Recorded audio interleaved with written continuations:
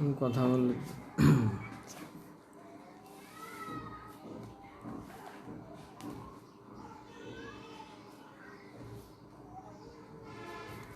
শুভ সকাল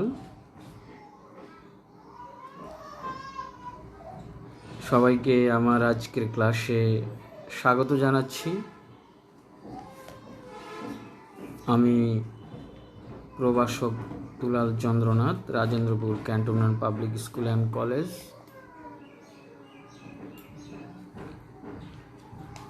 আজকে আমি অংশীদারি ব্যবসায়ের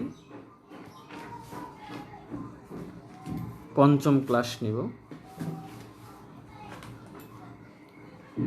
আজকে আমার যে আলোচ্য টপিক সেটি হচ্ছে সমন্বয় সংক্রান্ত সমস্যার আলোচনা।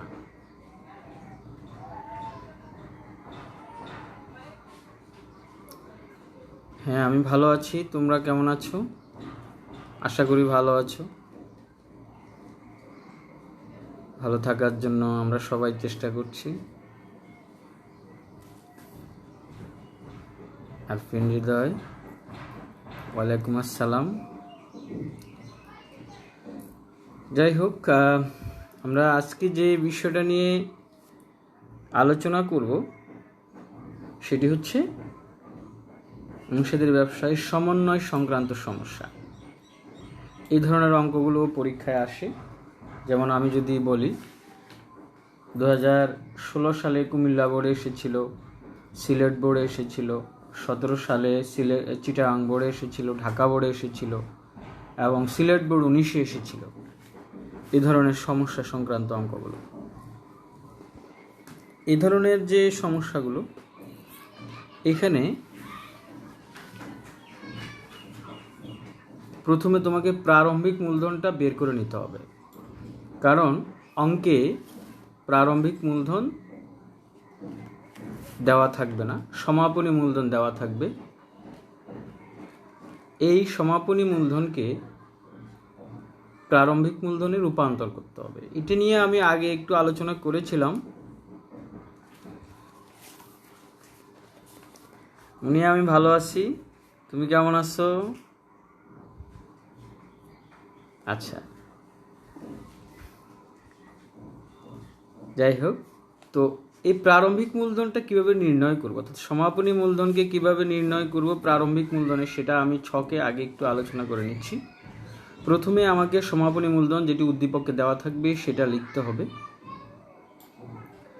সেটার সাথে আমরা সাধারণত এই দফাগুলো সমন্বয় করে থাকি। এর থেকে বেশি কিছুও হতে পারে, যেমন অতিরিক্ত মূলধন যদি থাকে, সাধারণত এটা থাকে না। তো উত্তোলন আমরা যোগ করে নিব, উত্তোলন যোগ করে নিব, বেতন বাদ দিয়ে নিব, কমিশন বাদ দিয়ে নিব, যদি থাকে মুনাফার অংশ যদি থাকে বাদ দিয়ে নিব। কেন করব?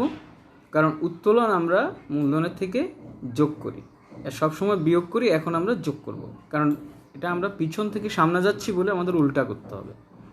কারণ সমাপনী থেকে প্রারম্ভিকে যাচ্ছে। নর্মালি আমরা কি করি? প্রারম্ভিক থেকে সমাপনীতে যাই, অর্থাৎ প্রারম্ভিক মূলধন বা যে মূলধন নিয়ে ব্যবসা শুরু করে তার সাথে আমরা লাভ যোগ করি, উত্তোলন বাদ দেই।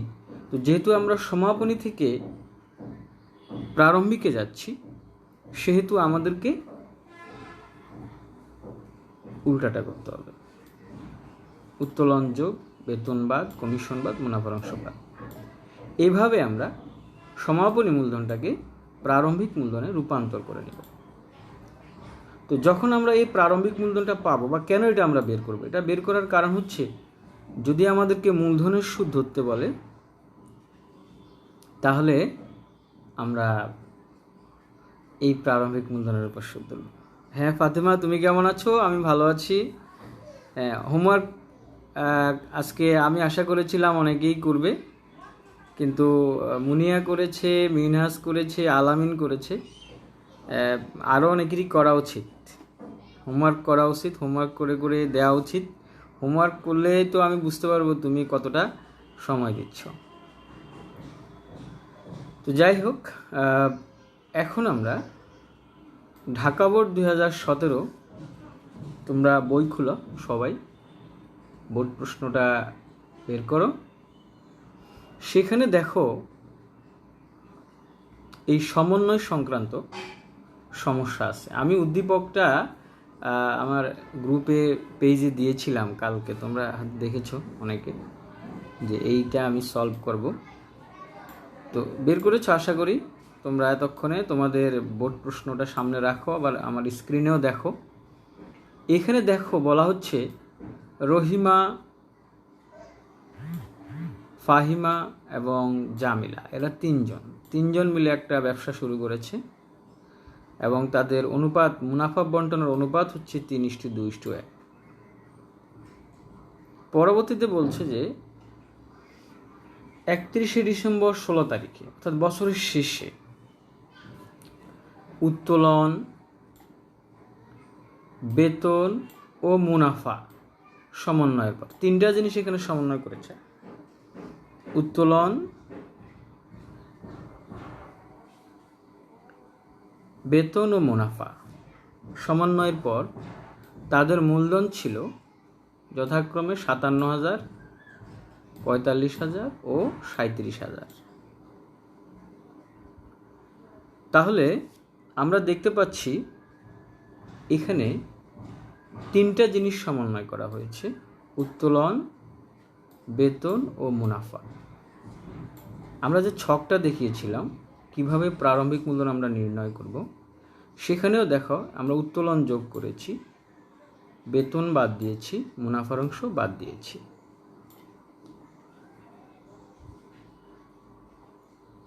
তো এখন এই তিনটা জিনিস এখানেও বলছে সমন্বয় করা হয়েছে, উত্তোলন, বেতন ও মুনাফা।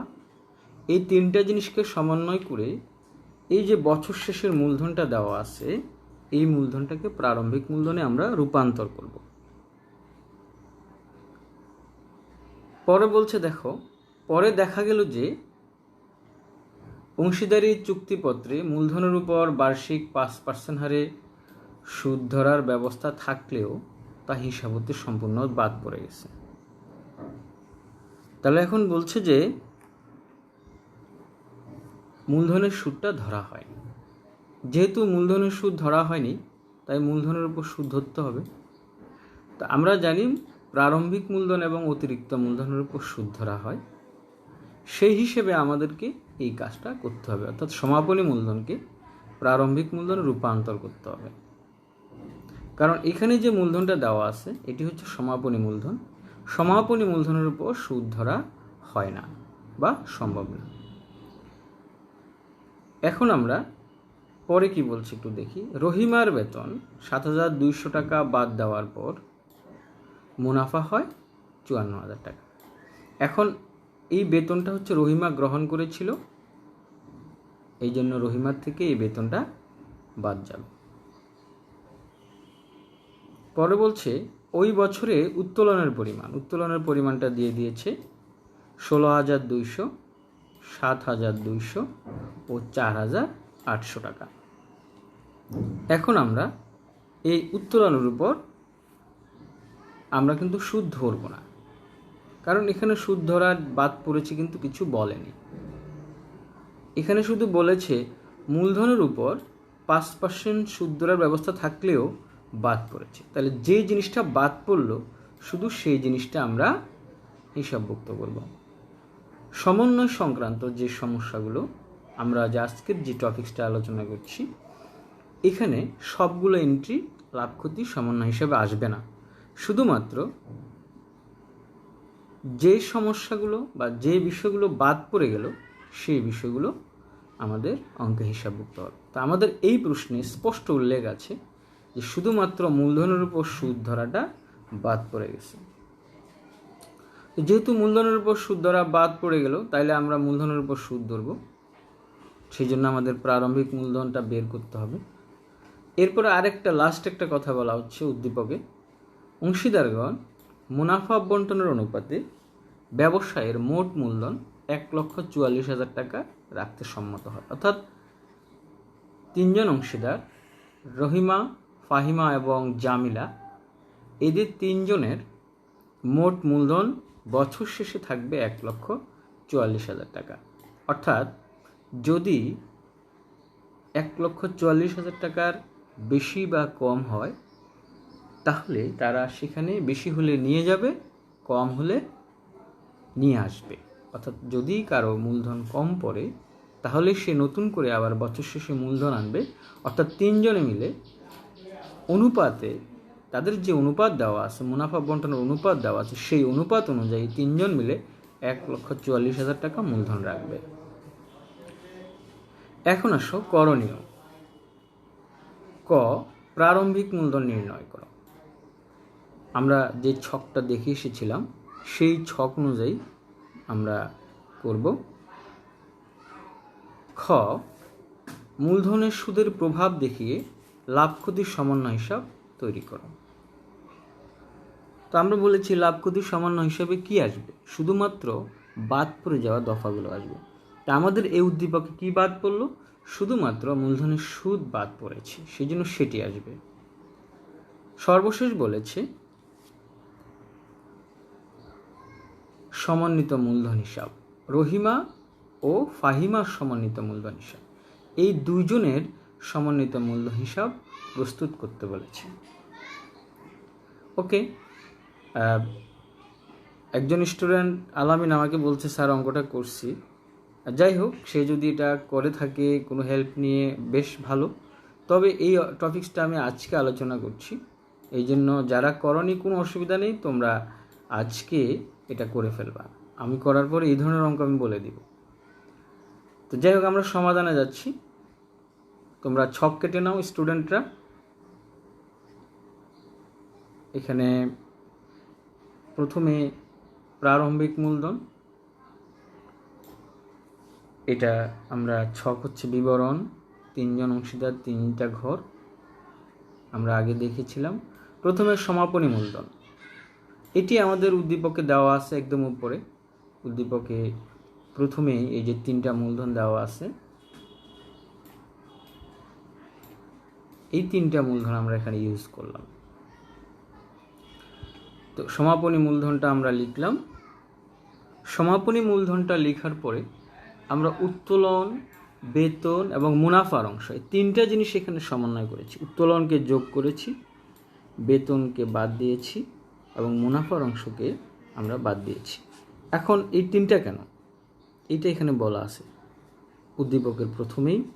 এই যে উত্তোলন, বেতন ও মুনাফার সমন্বয়ের পর এখানে বলা আছে, এই জন্য এই 3টা জিনিসকে আমরা এখানে সমন্বয় করলাম। তবে যদি প্রশ্নে কখনো এটা বলা নাও থাকে, তবুও আমাদেরকে দেখতে হবে কি কি দফাগুলো সমন্বয় করা হয়েছে। প্রশ্নে ইনডাইরেক্টলিও থাকবে, কখনো কখনো বলা নাও থাকতে পারে, তখনও আমরা এগুলোও করব। যদি এছাড়াও আরও কোনো আইটেম থাকে সেটাও করব।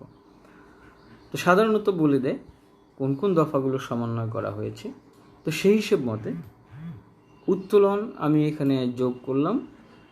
আমাদের উদ্দীপকে দেওয়া আছে উত্তোলন 3টা, 3 জনেরটা আমি যোগ করলাম, যোগ করে নামালাম 3টা। তারপরে আমাকে বেতন বাদ দিতে হবে। বেতনটা শুধু রহিমা, এখানে প্রশ্নে স্পষ্ট উদ্দীপকে বলা আছে। আমি একটু ব্যাকে উদ্দীপকে যাচ্ছি। এই যে রহিমার 7,200 টাকা বেতন বাদ দেওয়ার পর, তাহলে বেতনটা হচ্ছে রহিমার ঘরে যাবে শুধু একজন, এই জন্য শুধু রহিমার ঘরে দিলাম। তারপরে আমরা মুনাফাটা বাদ দিলাম। মুনাফাটা আমরা 27,000, 18,000 এবং 9,000, এটা ব্র্যাকেট হবে। তো এটা কিভাবে, এটা ওই যে আমাদের মোট মুনাফাটা দেওয়া আছে 54,000, এই 54,000 টাকাকে আমরা তাদের যে মুনাফা বন্টনের অনুপাত আছে 3:2:1, একদম প্রথমে উদ্দীপকের প্রথমে দেওয়া আছে, এই অনুপাতে আমরা ভাগ করে নিয়েছি। এবং এটা ভাগ করার নিয়মটা আগে আমি দেখিয়েছিলাম আগের যে লেসনগুলোতে, আগের লেকচারে ছিল। অর্থাৎ 3 যোগ 2 যোগ 1, 3 2 5 1 6, তো 6 ভাগের 3 ভাগ হচ্ছে প্রথম জন, দ্বিতীয় জন 6 ভাগের 2 ভাগ, তৃতীয় জন 6 ভাগের 1 ভাগ। সেই হিসাবে 54,000কে তুমি যদি ভাগ করে দাও 6 ভাগের 3 ভাগ 27,000, 6 ভাগের 2 ভাগ 18,000, 6 ভাগের 1 ভাগ 9,000। এরপরে আমরা মুনাফার অংশ বাদ দিয়ে আমরা পেলাম প্রারম্ভিক মূলধন। তাহলে আমাদের প্রারম্ভিক মূলধনটা নির্ণয় হয়ে গেল। এখন আমরা যদি কারো কোনো প্রশ্ন থাকে এই বিষয়ে তোমরা প্রশ্ন করো, আর যদি প্রশ্ন না থাকে তাহলে আমি খ অংশে চলে যাচ্ছি, উদ্দীপকের পরের অংশে করণীয়তে চলে যাচ্ছি। তো কারো আশা করি সমস্যা নেই। এখন আমি লাভ ক্ষতির সমন্বয় হিসাব করব।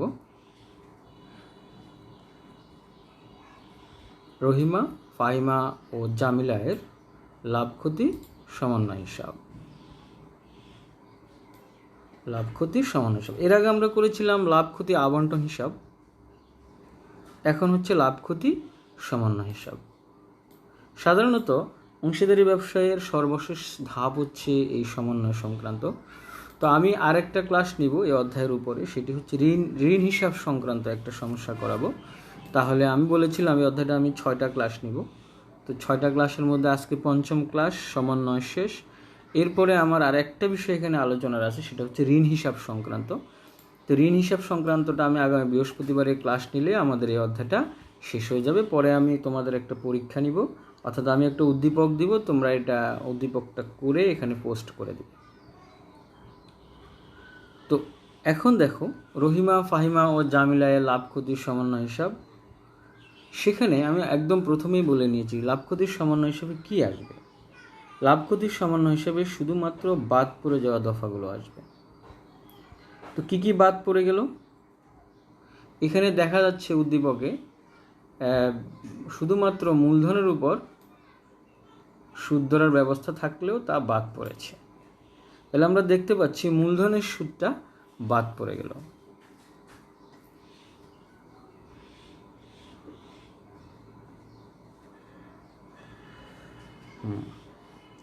আমাকে বর্ষা বলছে যে স্যার উত্তোলনের লাইনটা আর একটু বুঝান, সম্ভবত প্রারম্ভিক মূলধন নির্ণয়ের সময়।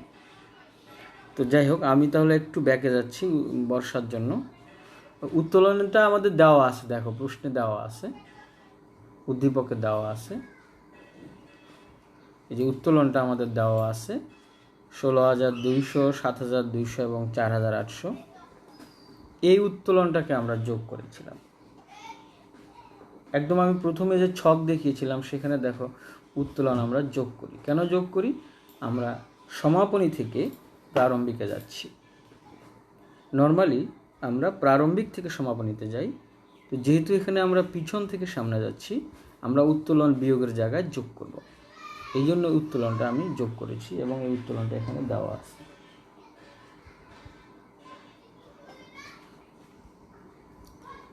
আশা করি বর্ষা বুঝতে পেরেছো। যদি বর্ষা বুঝতে না পারো আমাকে আবার তুমি প্রশ্ন করতে পারবা, একটু পরেও করতে পারবা, কোনো অসুবিধা নেই, আমি সেটার উত্তর দেব। তো এখন আমি যেটা বলছিলাম যে লাভ ক্ষতির সমন্বয় হিসেবে কি আসে। লাভ ক্ষতির সমন্বয় হিসেবে সাধারণত বাদ পড়ে যাওয়া দফাগুলো আসে। তো এখানে কি বাদ পড়ে গেল?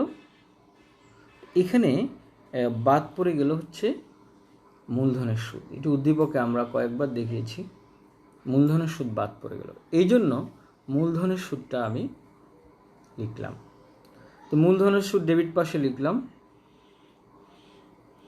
মূলধনের সুদ নর্মালি লাভ ক্ষতি হিসাবে ডেবিটে আসে। তো মূলধনের সুদটা আমরা যে প্রারম্ভিক মূলধনটা বের করলাম এই মূলধনের উপর ধরা হবে। এখানে যে মূলধনটা আছে 39,000, 34,000 এবং 32,800, এই তিনটা মূলধনের উপর আমরা মূলধনের সুদ ধরব। মূলধনের সুদের পার্সেন্টেজ আমাদের উদ্দীপকে দেওয়া আছে 5%, সেটা তোমরা দেখেছো নিশ্চয়ই। এখানে দেখো এই যে 5% হারে সুদ ধরার ব্যবস্থা থাকবে। তাহলে এখন এটার উপর তুমি 5% করো। 39,000-এর 5%, 34,200-র 5%, 32,800-র 5%। সেই অনুযায়ী আমি এখানে মূলধনের সুদ 3টা বসালাম, মোট 5,300। এছাড়া আর কোনো দফা এই লাভ ক্ষতির সমন্বয় হিসেবে আসবে না। তোমাদের হয়তো অনেক সময় খেয়ালের ভুলে তোমরা ওই আবন্টন হিসাব করো, সেটা ভেবে অনেকে আমি দেখেছি ভুল করে নিট লাভ লিখে দেয়, আবার ওই যে ঋণের সুদ থাকলে লিখে দেয় এটা সেটা, যেটা যেটা বেতন লিখে দেয়, ভাবে যে এগুলো আসবে না। একদম স্পষ্ট কথা, এটা বারবার করে বলছি আমি, লাভ ক্ষতির সমন্বয় হিসেবে শুধুমাত্র বাদ পড়ে যাওয়া দফাগুলো আসবে। এটা ছাড়া আর কোনো দফা লাভ ক্ষতির সমন্বয় হিসেবে আসবে না। তো আমাদের যে উদ্দীপক 2017 সালে ঢাকা বোর্ডে যে অঙ্কটা এসেছে, এই উদ্দীপক এখানে শুধু মূলধনের সুদ বাদ পড়েছে, সেজন্য আমরা মূলধনের সুদটা লিখলাম। তো যাই হোক, আমাদের আর কোনো দফা যেহেতু নাই, এখন আমাদের ডেবিট পাসটা বড় হওয়ার কারণে আমরা, অর্থাৎ 5,300 টাকা, এটাকে আমরা পুরোটাই ক্রেডিটে কিছু নাই দেখে এটাকেই ক্ষতির অংশ হিসেবে বিবেচনা করছি। অর্থাৎ অংশীদারদের সমন্বিত মূলধন হিসাব ক্ষতির অংশ, অর্থাৎ ডেবিট পাস যখন বড় হয় ক্রেডিট পাসে ক্ষতির অংশ হিসাবে আসে। এখন এই 5,300 টাকাকে আমরা অ্যাড করে দিচ্ছি। এই 5,300 টাকাকে আমরা ভাগ করে দিব 3 জনের মধ্যে। কোন অনুপাতে? তাদের যে অনুপাত দেওয়া আছে 3:2:1, এই অনুপাতে আমরা ভাগ করে দিব। এটা তোমরা পারবা, আমরা আগেই এটা দেখিয়েছিলাম। এটা 5,300 3:2:1, মানে 6 ভাগের 3 ভাগ হচ্ছে রহিমা, 6 ভাগের 2 ভাগ ফাহিমা এবং 6 ভাগের 1 ভাগ হচ্ছে জামিলা। তুমি ক্যালকুলেটরে করো, 5,300 ভাগ 6 ইন্টু 3, এটা বের হবে, এটা হচ্ছে রহিমা। আবার 5,300 ভাগ 6 ইন্টু 2, এটা ফাহিমা। আবার 5,300 ভাগ 6 ইন্টু 1 বা ভাগ 6 দিলে বের হয়ে যাবে 883। এই হলো আমাদের লাভ ক্ষতির সমন্বয় হিসাব সংক্রান্ত সমস্যা। যদি কারো কোনো প্রশ্ন থাকে এই অংশ নিয়ে আমাকে কমেন্টসে জানাও। যদি কারো কোনো প্রশ্ন না থাকে তাহলে আমরা এগিয়ে যাব।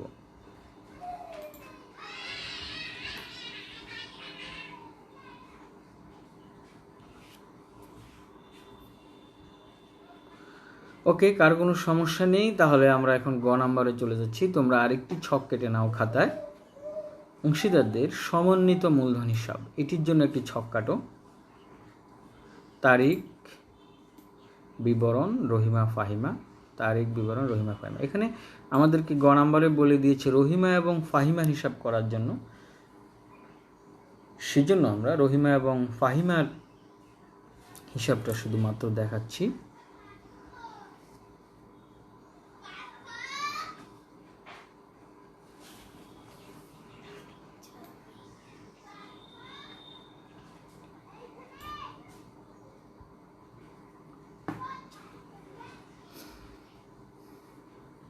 আশা করি ছক্কাটা হয়েছে।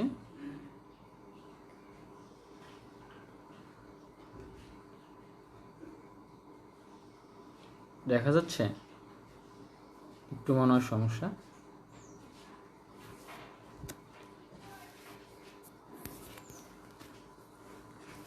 ঠিক আছে, আমরা এক পাশ করে যদি আলোচনা করি,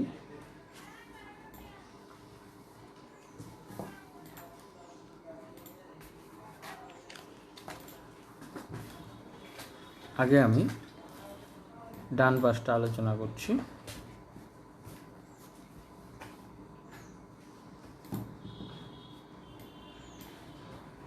দেখো যে অংশীদারদের সমন্বিত মূলধন হিসাব,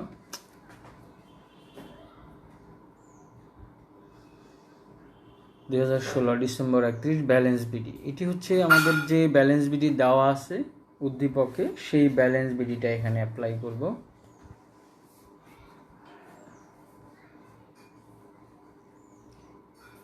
এটি দেওয়া আছে, দেখো প্রশ্নে 57,000, 45,000।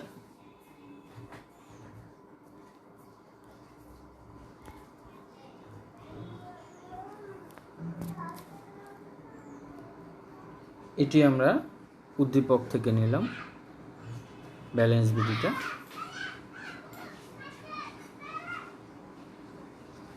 এরপরে দেখো লাভ ক্ষতির সমন্বয় হিসাব, এটিও আমরা একটু আগে যেটা করলাম সেখান থেকে মূলধনের সুদ আসলো। ডেবিট পাশে ছিল সেটা এখন ক্রেডিট পাশে আসলো, কারণ এটি মূলধন বৃদ্ধি করবে। এই দফাটি নিয়ে আমরা পরে আলোচনা করছি, এটা এখন থাকুক। এটি পার্থক্য মানে কি? পার্থক্য মানে যেটি পরে আসে, বের হয়, ব্যালেন্সিং ফিগার, এটি নিয়ে আমরা পরে আলোচনা করছি। এখন আমরা ডেবিট পাশটা নিয়ে একটু আলোচনা করি।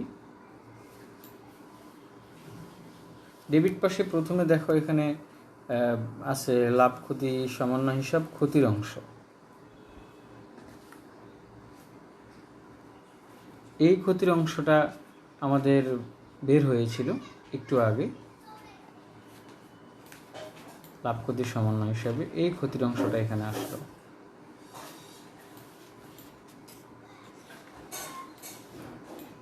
এছাড়া এখানে আর কিছু আসার মতো নেই, কিন্তু এখানে একটা বিষয়, ওই যে লাস্টে যে বলা ছিল উদ্দীপকে, যে মোট মূলধন 1,44,000 টাকায় রাখতে সম্মত হয়।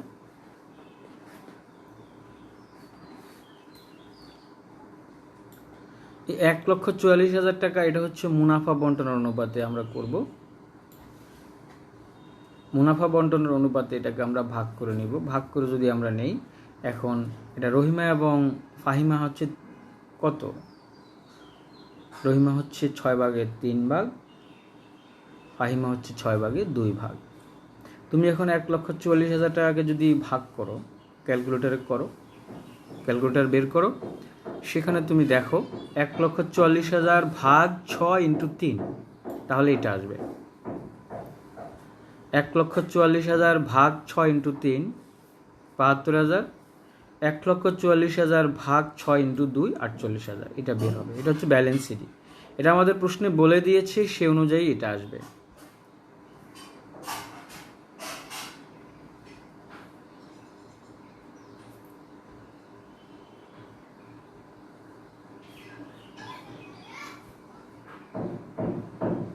তাহলে এখন দেখো 1,44,000কে যদি আমরা ভাগ করে দিই, তাহলে কিন্তু এটা আসবে।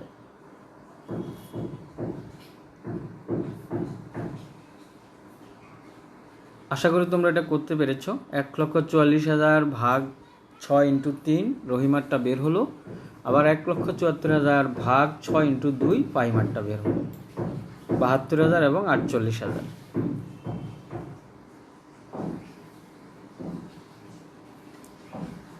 ওকে, তাহলে আমরা ব্যালেন্স সিডিটা পেয়ে গেলাম। এটা আমাদের উদ্দীপককে বলে দিয়েছে, সেই জন্য আমরা এই ব্যালেন্স সিডিটা বের করলাম। আমি একটু ব্যাকে উদ্দীপকে যাচ্ছি। উদ্দীপকে আমাদেরকে ব্যালেন্স সিডিটা বলে দিয়েছে। 3 জনের ব্যালেন্স সিডি হবে 1,44,000।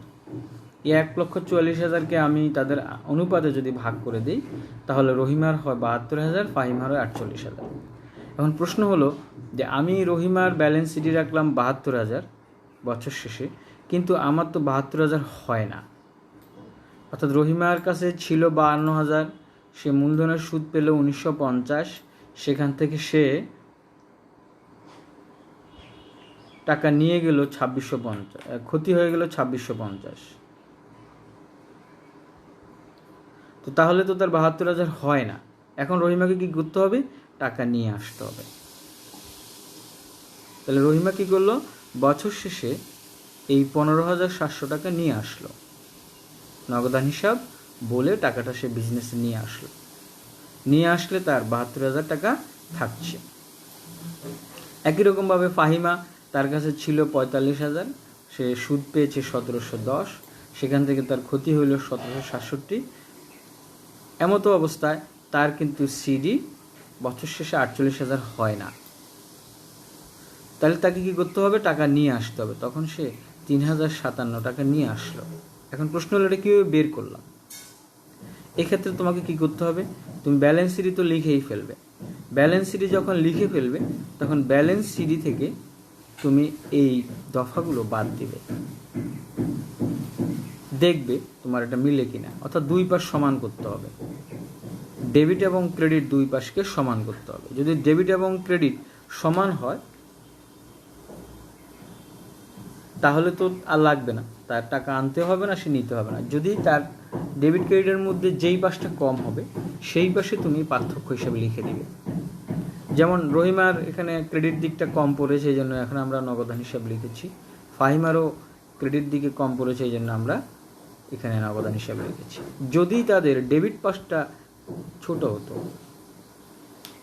অর্থাৎ এই দিকটা যদি বড় হতো, তাহলে এখানে আমরা নগদান হিসাব বলে লিখে দিতাম, অর্থাৎ টাকাটা সে উঠিয়ে নিত আর কি তখন তার। তো এই সিডিটাই হচ্ছে পরের বছর গিয়ে বিডি হলো। এটা আমরা সব অঙ্কে 5টা ক্লাসে এই সিডিকে বিডি করেছি। তো এই হচ্ছে মোটামুটি অংশীদারদের সমন্বিত মূলধন হিসাব নিয়ে আলোচনা। এরপরে যদি কারো কোনো প্রশ্ন থাকে তোমরা করো।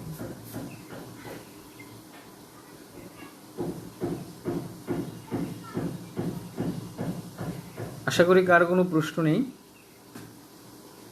যদি প্রশ্ন না থাকে তাহলে তোমাদেরকে আমি পরবর্তীতে কি করবা সেই অঙ্কগুলো দেখাচ্ছি। যেমন চট্টগ্রাম বোর্ডে একটা অঙ্ক এসেছে, চট্টগ্রাম বোর্ড 17তে একটা অঙ্ক এসেছে এই ধরনের সমন্বয় সংক্রান্ত। তোমরা বের করে নাও উদ্দীপকটা। নদী ও সাগর দুইজনে একটি কারবারের অংশীদার, এই ধরনের একটা অঙ্ক আছে। দেখো এই অঙ্কটার মধ্যে তেমন একটা কোনো সমস্যা নেই, একই ধরনের এই অঙ্ক। এখানে মূলধনের সুদ, উত্তোলনের সুদ, বেতন 3টা বাদ পড়েছে।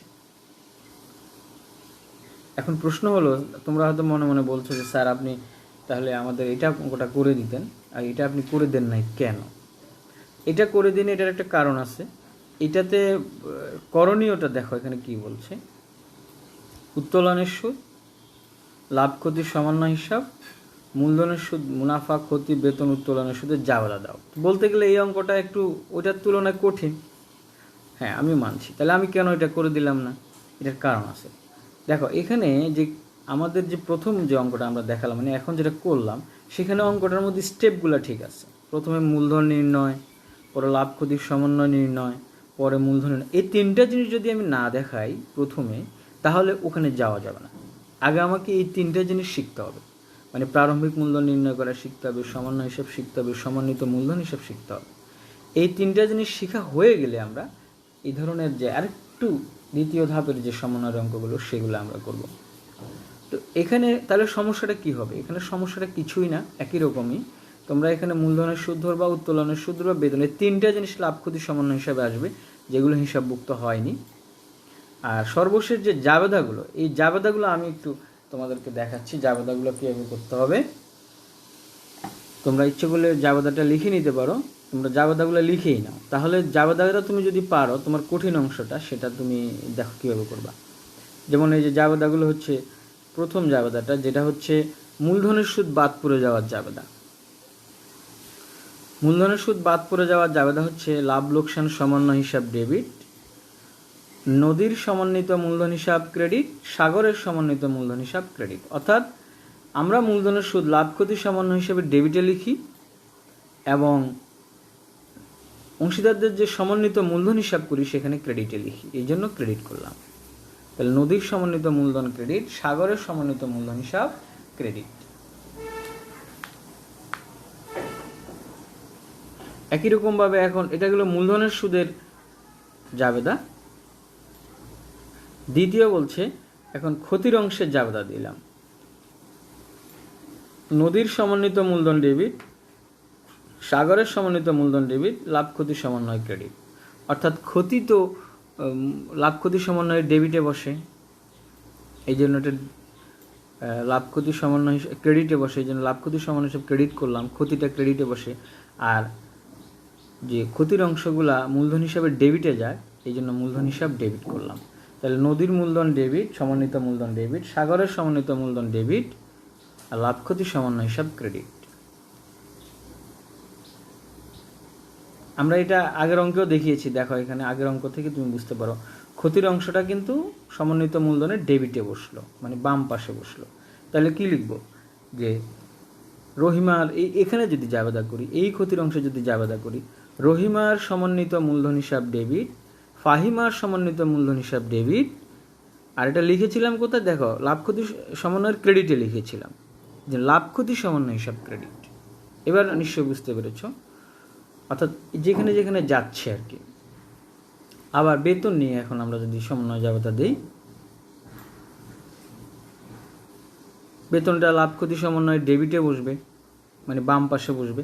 অংশীদারদের লাভ লোকসান সমন্বয় হিসাব ডেবিট, সাগরের সমন্বিত মূলধন হিসাব ক্রেডিট। এখন বেতনটা সাগর পাচ্ছে, তো সাগরের মূলধন বেড়ে যাবে, মূলধন বাড়লে ক্রেডিট হয়, তাহলে সাগরের সমন্বিত মূলধন হিসাব ক্রেডিট। এটা হচ্ছে বেতন হিসাবভুক্ত করার জাবেদা। সর্বশেষ যেটা, সেটা হচ্ছে উত্তোলনের সুদ হিসাবভুক্ত করার জাবেদা। তো উত্তোলনের সুদ হচ্ছে মূলধনের ডেবিটে বসে,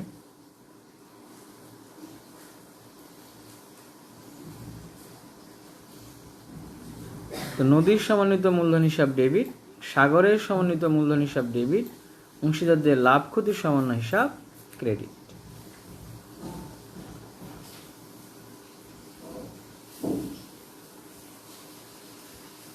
এই হলো আমাদের জাবেদা সংক্রান্ত সমস্যা। এই ধরনের সমস্যা যদি থাকে, যদি পাও, তাহলে এইভাবে তোমরা জাবেদা দিবে। সাধারণত খুব ক্রিটিক্যাল বা আনকমন যদি প্রশ্ন হয়, তখন এই ধরনের জাবেদাগুলো আসে। তো আমি দেখলাম যে 2016, 17, 18, 19 4 বছরের মধ্যে শুধু একটি বোর্ডে জাবেদা এসেছে, চিটাগাং বোর্ড 2017।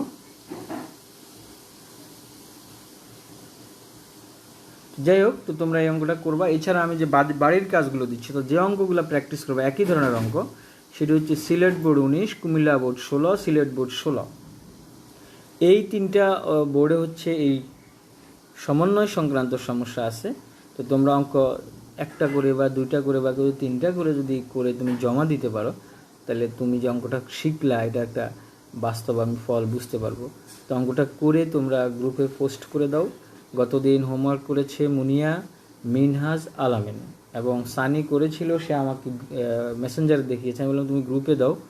তো যাই হোক, তো আশা করি তোমরা সবাই হোমওয়ার্ক করবে, হোমওয়ার্ক করেও জমা দিবে এবং তোমরা বাসায় পড়াশোনা করবে। Stay home, stay safe. সবাই ভালো থেকো, সুস্থ থেকো এবং ক্লাসের ব্যাপারে যদি কোনো মন্তব্য থাকে তাহলে আমাকে কমেন্টসে জানাও, মেসেঞ্জারে জানাও। ধন্যবাদ।